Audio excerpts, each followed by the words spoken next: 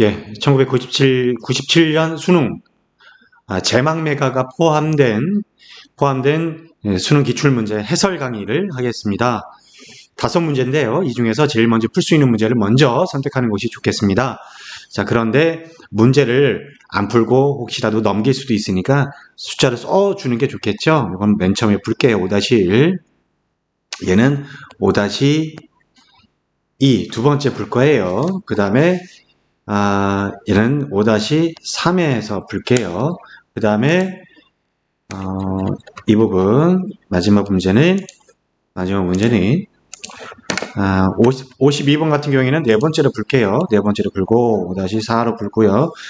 전체 공통적으로 물어보고 있는 문제는 하기가 좀 힘듭니다. 그래서 마지막에 풀도록 하겠습니다. 상징에 대해서 물어보는 문제입니다. 자, 시를 해석하는 여러 가지 방법이 있다, 뭐 등등 얘기하고 있습니다. 문학적 상징에는 인류 문화에 보편적으로 적용되는 것과 그 다음에 특수한 문화권이면 상징되는 것이 있습니다. 라고 얘기했습니다. 그래서 이 문제에서는 특수한 문화권에서만 나타나는 상징. 그래서 이거를 무슨 상징이라고 그래요? 관습적 상징이라고 그러죠. 그래서 관습적 상징이라고 합니다. 그래서 정리해 볼게요. 자, 그래서 상징이라고 하는 것은 상징은 세 가지가 있어요. 그렇죠? 하나는 개인적 상징이 있고요. 개인적 상징이 있고요. 그 다음에 두 번째는 관습적 상징이죠. 관습적 상징. 그 다음에 마지막은 원형적 상징입니다. 원형적 상징이 있습니다. 자, 그래서 이 문제 55번의 문제는 관습적 상징에 대해서 물어보는 문제이고요. 그리고 여기서 인류 보편적으로 적용되는 상징이라고 하는 것은 이건 뭘까요? 이건 원형적 상징을 얘기하는 거죠. 자, 볼게요. 관습적 상징이라고 하는 것은 그 문화권에서만 나타나는 것입니다. 그 문화, 역사, 자연적 배경에서만 통용될 수 있는 상징이 관습적 상징이죠. 그리고 개인적 상징이라고 하는 것은 자기 혼자만 쓰는 거죠. 그래서 예를 들어서 이육사의 광야 같은 작품에서도 보면 지금 눈 내리고 매화와 향기 홀로 아득하니 내 여기 가는 노래 씨를 뿌려라 뭐 이렇게 나와 있습니다. 그랬을 때에 이육사 광야에서의 눈은 일제시대의 고통을 얘기할 수 있겠고 매화 향기는 광복의 기운 뭘 얘기할 수 있겠죠. 그래서 관습적 상징에서는 소나무 같은 경우에는 동양권에서는 우린 지게, 절개, 충성을 얘기하죠. 매낭국죽 뭐 이런 것들은 절개를 얘기하죠. 서양 쪽에서는 매낭국죽을 절개 무슨 충성으로 얘기하진 않잖아요. 마지막 원형적 상징은 물, 달, 뭐 불 이런 것들은 어느 문화권에서든 똑같이 봅니다. 물은 뭐 정화, 깨끗하게 만들어준다. 불은 소멸의 이미지, 달은 뭐 기원의 대상 이런 것들을 얘기하죠. 자, 정리하겠습니다. 볼게요. 자, 그래서 다시 볼게요. 자, 미타찰이라고 하는 것은 물교의 전통과 관련해서 동양권에서 독특한 의미를 지니고 있는 시어입니다. 이를 달리 말하면 우리 시를 잘 이해하려면 먼저 우리 문화에 대한 이해가 있어야 된다라고 하는 뜻도 있습니다. 그래서 이 얘기는 나 다에서 찾아보자라고 했는데 그 문화권에서만 나타날 수 있는 거 강기스, 뱃머리, 낙엽, 골짜기 얘네들은 그 어느 문화권에서나 똑같습니다. 이게 원형적 상징이라고 얘기할 수 있고요. 얘는 우리 문화권에서 나타나는 수의가 되겠죠. 아니면 죽음을 상징할 수도 있겠다라고 하는 거죠. 어떤 남자의 첫사랑 이야기를 해볼게요. 어떤 남자가 있습니다. 어떤 남자가 고3이에요. 이제 정말 좋아하는 여자가 있는데 이 여자분은 대학생이에요. 누나 사랑해요. 그런데 누나가 미안한데 너 나중에 대학교 가면 만나주면 안 될까? 너 대학생 되면 어느 대학이든 그러면 상관없어요? 아니 그렇진 않아.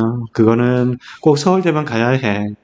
알았어요. 그래서 서울대를 갑니다. 그래서 어떻게 되냐고? 진짜 서울대 갔다고요. 진짜 서울대 갔는데 누나 진짜 사랑해요. 이거 합격증이에요. 진짜 우리 사귀어주세요. 그랬더니 누나가 미안해. 아직 너가 아무리 그래도 네가 남자로 이렇게 안 된다. 집중이 안 된다. 미안해. 결국 짝사랑으로 끝났습니다. 짝사랑으로 끝났고요. 이 짝사랑으로 끝나는 게 결국 기다림으로 끝납니다. 기다림으로 끝나요. 자, 그래서 이 작품은요. 그래서 그 남자가 프로포즈를 합니다. 이 작품이 그래서 사랑 고백을 한 작품이에요.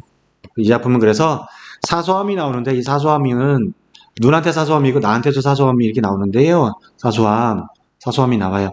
누나한테는 수많은 일상 중에 하나야. 수많은 일상 중에 나의 고백도 그냥 사소함일 뿐이에요. 누나가 아침에 일어나서 기지개를 켜고 양치하고 그 다음에 물을 먹고 버스를 타고 어딜 가고 사람들을 만나고 커피를 마시고 뭐 이런 것들 수많은 일상 중에 누나 사랑해도 있는 거예요. 하지만 나한테 사소함은 나도 사소함이라 부르고 있지만 나는 정말 세상에서 가장 진지해요. 진지하고 간절해요. 누나 정말 사랑해요. 그러니까 어떻게 되는 거예요, 여러분? 자, 상황과 표현이 이렇게 다르죠? 표현이 다르지? 이런 걸 뭐라고 해요? 반어라고 하죠. 반어. 상황과 표현을 다르게 하는 거 반어라고 하죠. 그래서 이 작품은 반어입니다. 그리고 이 황동규라고 하는 분은, 황동규의 아버지는, 황동규의 아버지는 황순원이죠. 황순원. 고고한 집안이에요. 이분 밑에 따님도 소설가예요. 3대가. 그래서 반어법을 물어보고 있는 문제다라고 하는 거 54번 같은 경우에는요. 자, 5번부터 볼게요. 함영수의 해바라기 비명인데, 이 비명이, 소리 지르는 비명이 아니고요. 비석이에요. 비석이 이름 새기는 거예요. 자, 여기서 이제 쉽게 찾아볼 수 있는 방법, 쉽게 접근해 볼 수 있는 방법이죠. 하지 말라라고 있습니다. 그냥 하게 달라라고 했습니다. 그러면 말다 부정문이 왔기 때문에 얘도 부정이 되는 거예요. 빗돌도요. 근데 해바라기는 긍정이 됩니다. 해바라기는 긍정이 돼요. 자, 그렇게 긍정이 되죠. 그래서 이 작품에서 빗돌은 비석이라고 하는 것을 부정이 되고요. 부정이 되고, 그다음에 해바라기는 긍정이 되죠. 해바라기는 긍정이 되는데, 얘는 인위적인 거예요. 인위적인 거. 얘는 자연적인 거잖아요. 자연적인 거. 이렇게. 그래서 꽃불이 보여달라고 하는 겁니다. 그게 다예요. 자, 볼게요. 여기 그래서 반어가 없죠? 자, 그 다음에, 고양이 도나올 날 밤에 백골에 대해 백골이 따라오는다. 윤동주 작품에서는 뭘 생각해 보냐면 이분 작품은 기독교에 대해서 생각을 해보시고요. 기독교 생각해 보시고 기독교는 신으로부터 부여받은 임무라고 합니다. 그거를 소명의식이라고 해요. 소명의식. 이 소명의식이 있는데 받은 소명의식은 독립운동을 하라라고 하는 것을 받았는데 이 독립운동을 내가 제대로 못하고 있어. 윤동주가. 그래서 반성을 해야 돼요. 나는 반성하고 성찰해야 됩니다. 이쪽이잖아요. 그래서 현시적 자아를 별로 마음에 들어 하지 않습니다. 그리고 이상적 자아로 자꾸 가려고 해요. 윤동주 작품에서 많이 나타납니다. 그래서 고양이 나타난 밤에 내 백골. 그래서 부정적 자아잖아요. 뭐야 이게 현실적 자아잖아요. 현실적 자아. 따라 한 방에 누웠다. 어두운 방은 우주를 통했다라고 했습니다. 어두운 방을 어떤 역할이에요? 매개체 역할을 하죠. 매개체 역할. 그 다음에 하늘에선가 소리처럼 바람이 불어온다. 했습니다. 됐습니다. 그래서 반어가 없습니다.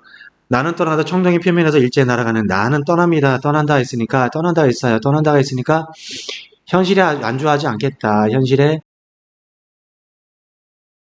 안주하지 않습니다. 현실에 안주하지 않고요. 그 다음에 어떻게 해요? 그 사람은 의지가 있어요. 행동하는 의지가 있습니다. 근데 나는이 뭔지 모르겠어요. 물론 제목을 보면 알겠지. 여기 안 나타나 있잖아요. 중에서 그죠?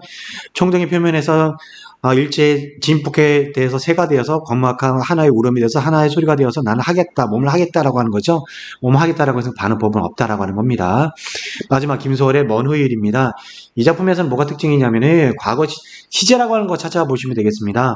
먼 후일 과거죠, 과거. 과거가 나타나 있습니다. 그때 내 말이 잊었노라 3번 반복하고 있어요. 그때 그래도 당신이 뭐라면 믿기지 않아서 잊었노라. 오늘도 어제도 안흥이 있고 먼 훗날 그때나 잊었습니다. 라고 했습니다. 오늘도 라고 했습니까? 지금이니까 현재죠. 현재. 그 다음에 어제도라고 하는 거 과거죠. 현재도 과거도 안이 있고요.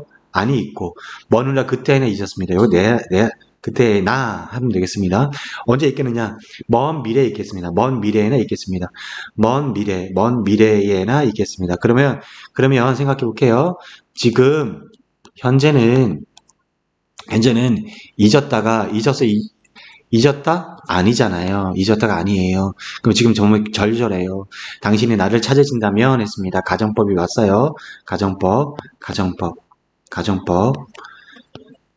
자, 당신이 너무 보고 싶어요. 근데 당신이 나중에 먼 훗날 나를 찾으신다면 나 이렇게 얘기할 거예요. 잊었어. 잊었지만 언제 잊을 거냐면 먼 미래는 잊을 거예요. 그러니까 지금 현재는 잊지 않았다는 얘기죠. 그러니까 답은 뭐예요? 2번이죠. 이게 반어법이 되겠죠. 잊었다라고 하는 것은 자, 요거 김남조 작품인데요. 김남조의 임이라고 하는 작품인데 같은 기독교 작품이라고 하더라도요. 김남조 작품은 문학적 형상화, 문학성 없어요. 왜냐면 이 사람이 같은 기독교라고 하더라도 윤동주는 정말 기독교 작품에서 굉장히 이게 형상화도 굉장히 잘 돼 있어요. 근데 진짜 김남주 작품은 예찬하고 찬양이 일색이에요. 이런 문학이 아니에요. 문학이 아니고 그냥 뭐 문학을 종교로 이용한 것이지 문학성이 없어요. 김남주 작품은. 봐요, 그냥 이미 말씀의 절반은 뭐 같으셨습니다. 뭐 안 보였으리 찬양하고 있습니다. 끝이에요. 그냥 찬양하는 건. 자, 나의 표현상의 특징이라고 했으면 사투리 나와. 자, 사투리가 나와 있죠. 사투리 나와 있는 뭐 모라카노라고 있잖아요. 모라카노라고 하는 것이 나와 있고 현실과 운용과 나타냈다. 모라카노 됐습니다. 일상적인 대화를 통했다. 모라카노가 있고 그다음에 뭐 오냐 뭐 이런 거 있죠. 오냐 이런 거 구어체잖아요. 일상적 대화라고 하는 것이니까 이건 뭐가 돼요? 구어체죠. 구어체. 시적 상황을 생생하게 묘사하고 있다. 됐습니다. 그 다음에 시어를 점층적으로 반복해서 사용했다라고 하는 거죠. 모라카노 있죠. 모라카노를 1승 사용하고 그다음에 2승 사용하고 3승 사용하죠. 모라카노 세 번째. 반복 사용과 고조되는 감정을 나타내고 있다. 맞죠? 모라카노 세 번 하는 거 됐습니다. 말끝을 감추었다라고 합니다. 말끝을 감추었으니까 불려서 날려서 이렇게 얘기하죠. 그래서 말로 표현하기 어려운 정서를 표출하고 있다라고 하는 거 됐습니다. 넘어가서 대립적인 시야를 병치했다 그랬습니다. 대립적인 시야를 병치했다라고 한다면 하나는 부정적인 게 나오고 하나는 긍정적인 게 나오든지 해야 되겠죠. 이런 대조가 나와야 돼요. 대조가 나와야 되죠. 이런 대조가 나오는가? 그러면 또 하나는 뭐가 나오면 대조가 나와야 되고 모순도 나와야 되고 극복이 나와야 돼요. 그래서 이 정보가 세 가지예요. 여기서 정보가 하나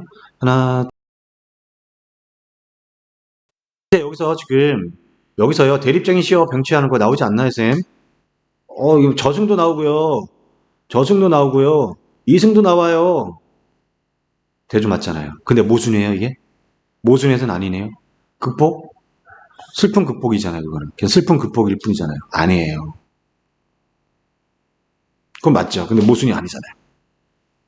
자, 그 다음에 또 하나. 쌤 있잖아요. 여기서는요, 삶도 나오고요, 삶도 나오고, 그 다음에 죽음도 나오네요. 어디 나와요? 삶이 시어를 물어봤잖아요. 삶이 어디 나오는데? 없어요. 죽음이 어디 나오는데요? 그러니까 여러분들이 문학이 힘든 거예요. 삶이나 시어는 없어요. 죽음이나 시어도 없고요. 그러면 시어의 배치가 없어요, 그러면. 그러면 야이시당초 얘는 넣어볼 수 없는 거. 이 공식에 넣어볼 수 없어요. 첫 번째, 두 번째, 세 번째. 예를 들어서 이렇게 얘기해 볼 수 있겠죠. 이 정도의 조건이 나오려면 이런 거. 예를 들어서 여기서는 사랑이에요. 사랑인데 여기는 이별을 했습니다. 이별. 모순이죠. 모순이 나오는데 여기 이제 모순이 대조죠. 그 모순이 되려면 어떻게 했냐? 그 사랑을 혼자서 사랑하고 있는 거 아직까지도 혼자서 아직 사랑해요. 혼자서 이게 짝사랑도 아니고 이거는 약간 좀 괴기스럽네요. 혼자서 사랑을 해요. 아직까지 혼자서 처음 만난 날을 혼자 기념해요. 이상하다. 이게 좀 이상한데 좀 무서운데 조금. 혼자 기념하고 혼자 그 사랑을 뭐 촛불 켜놓고 오늘 3주년 된 날이야. 오늘 100일 오늘은 오늘 1000일째야. 오늘 뭐 3년째야. 뭐 혼자 기념해요. 극복하려면 어떻게 해야 돼요? 슬픔 혼자 극복해야 되겠는데 아니면 예를 들어서 여기 뭐 이승하고 저승이 나왔다고 하더라도 모순이 되려면 내가 그 저승에 대한 생각을 내가 이승 죽어 있는 사람 마치 살아있는 사람처럼 대하는 거예요.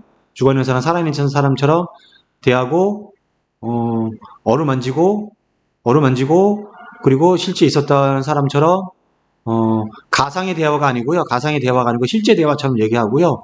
실제 대화처럼 얘기하고 또 들어요. 듣고 청자하고 화자가 되는 거예요. 죽은 사람하고 모순이 일어나죠. 극복하려면 뭐가 와야 돼요? 뭐 윤회 정도 와야 되겠죠. 아니면 윤회가 오든지, 아니면 죽은 사람이 부활하든지, 아니면 무슨 뭐 그 사람이 좀비가 되든지. 이 조건이 좀 까다롭네요 지금. 예. 그 까다로움을 얘기했으니까 답은 1번이 되겠습니다. 자, 한 가지와 가장 유사한 것이 무엇입니까? 라고 물어보고 있습니다. 당연히 뭐예요? 1번이죠. 그 1번에 보시면 동화밧줄이라고 하는 거 한 가지. 자, 공통적으로 나타나는 시적 화자의 모습은 무엇입니까? 라고 했습니다. 지고지순한 모습을 삶의 허무에서 벗어나고자 합니다. 사랑을 통해서.